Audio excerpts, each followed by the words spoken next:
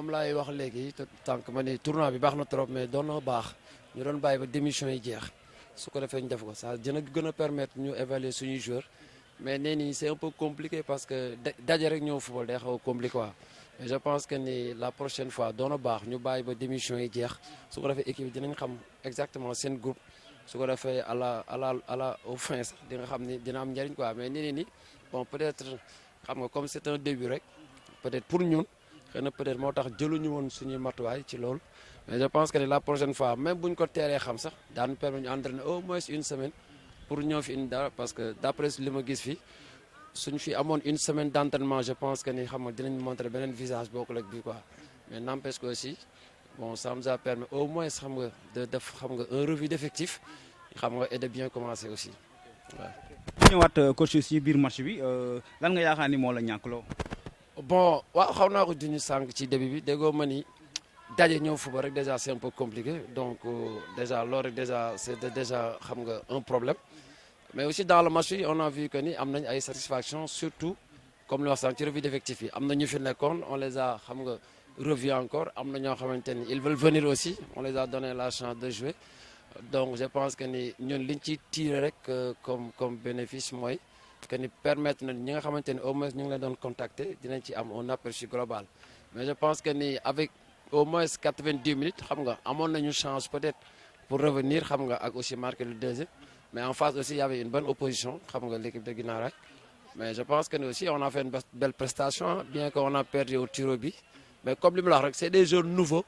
bon on les connaît pas donc c'est normal que quelque part xam nga muy am blocage loolu kese la je pense que ni loolu moo waral ñu ñàkk ce match parce que y a beaucoup de joueurs yoo xamante ni xamuñu leen tey rek lañ leen découvrir donc pour mën a def yenn changement tactique yi day compliqué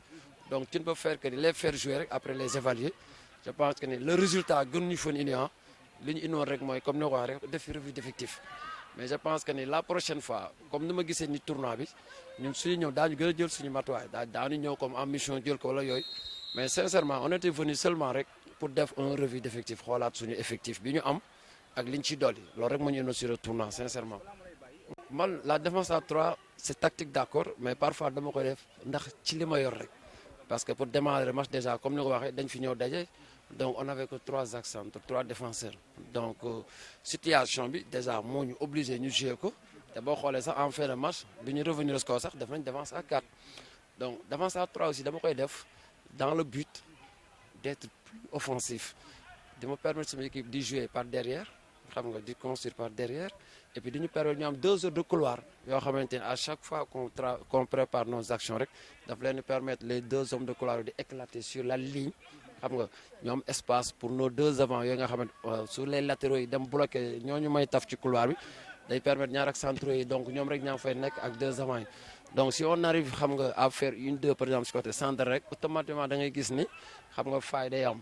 donc c'est un système boo xamante ni li ma koy jouer bari na mais comme ni ko wax rek il faut mu am d'abord les hommes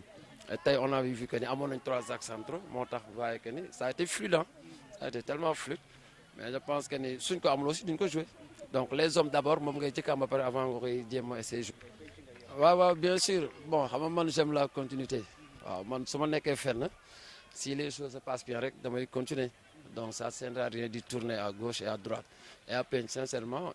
déjà la motivation mi ngi fa ba léegi et l'ambition aussi ñu ngi ko gën a fixé waat gën nañu ko yëkkatiwaat cette année qui est de remporter la coupe départementale donc loolu gën na tax ma gënaat fa toog et puis il y a des gens sérieux foofu les dirigeants qui sont là-bas aussi bon ñu ngi may jàppale ci li may bëgg xam nga liggéey bi ma bëgg ñu ngi may si jàppale c'est quoi muy le matériel bi may soxla les jours yi may ciblé et aussi bon facilité nañ ma sama liggéey donc ça ne sert à rien may changer encore club donc c'est ma 4e année donc espérons que cette année on va jouer au moins la finale départementale parce que loolu rek moo fa manqué ah défense à 3 bi bon man la défense à 3 c'est tactique d'accord mais parfois dama koy def ndax ci li ma yor rek parce que pour démarrer le match déjà comme ni ko waxee dañ fi ñëw daje donc on avait que 3 axes centraux 3 défenseurs donc situation bi déjà moo ñu obligé ñu jouer ko te boo xoolee sax en fin de match bi ñu revenir au score sax def nañ défense à 4 donc défense à 3 aussi dama koy def dans le but d'être plus offensif de me permettre sama équipe di jouer par derrière xam nga di construire par derrière et puis dañu permettre ñu am 2 heures de couloir yoo xamante ne à chaque fois